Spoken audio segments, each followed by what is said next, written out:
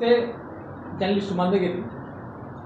ఆంధ్రప్రదేశ్లో ఎన్నికల రీవెరిఫికేషన్ కార్యక్రమం ఒంగోలు శాసనసభ నియోజకవర్గంలో నేడు ఉదయం ప్రారంభమైన కొద్ది నిమిషాలకి బాలినేని శ్రీనివాసరెడ్డి సంబంధించిన ప్రతినిధులు ఈ మాక్ పోలింగ్ నిరసిస్తూ తమ ఇక్కడి నుంచి బయటకు వెళ్తున్నాము. ఎంతో పూర్వకంగా అక్కడ నుంచి బయటకు వెళ్ళిన పరిస్థితి ఉంది.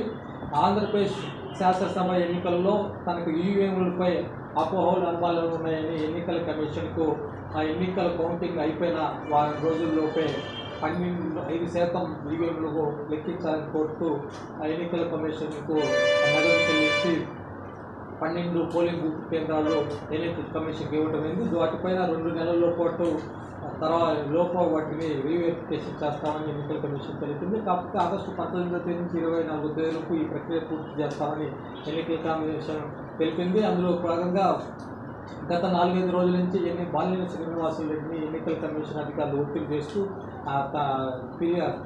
మీరు ఇచ్చిన ఫిర్యాదు వెనక్కి తీసుకోవాలని ఒత్తిడి చేస్తున్నారని మీడియాలో కథనాలు వచ్చినాయి. కథనాలు జరుగుతున్న నేపథ్యంలో ఒకసారిగా ఎన్నికల కమిషన్ అధికారులు మాక్ పోలింగ్ నిర్వహించాలని ఒక ప్రతిపాదన పెట్టడంతో బాలినేని శ్రీనివాసరెడ్డి దీనికి ఆంధ్రప్రదేశ్ హైకోర్టులో గత శుక్రవారం నాడు హైకోర్టులో దాఖలు చేశారు. ఆ రిట్టు నేడు సోమవారం నాడు విచారణలోకి వచ్చిన సందర్భంగా బాలినేని న్యాయవాది సుప్రీంకోర్టు మార్గదర్శకాల ప్రకారమే ఇక్కడ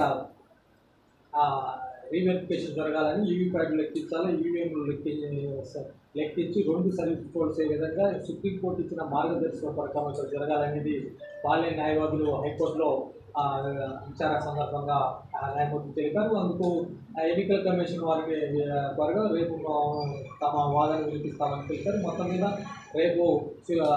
రేపటికి ఈవీఎంకి సంబంధించి వెరిఫికేషన్ మాక్ పోలింగ్ గురించి రేపు వాయిదా వేశారు. అదేవిధంగా ఇక్కడైతే ఒంగోలు రీకౌంటింగ్ కేంద్రం దగ్గర కౌంటింగ్ గోడౌన్ దగ్గర జరిగిన ప్రక్రియలో భాగంగా స్థానిక ఎన్నికల జిల్లా కలెక్టర్ మిగతా వారని కూడా ఈ బాలినేని శ్రీనివాసరెడ్డి ప్రతినిధి వెళ్ళిపోవటం గురించి రాష్ట్ర ఎన్నికల కమిషన్, జాతీయ ఎన్నికల కమిషన్ నుంచి సమాచారం తెలుపుతుంది. ఇక్కడ కూడా మాక్ పోలింగ్ సంబంధించిన ప్రక్రియ కూడా వేశారు. మొత్తం మీద ఈ ప్రక్రియ సంబంధించి మాక్ పోలింగ్ ప్రక్రియ నుంచి మనకు సుష్టమైన సమాచారం హైకోర్టులో ఉంది.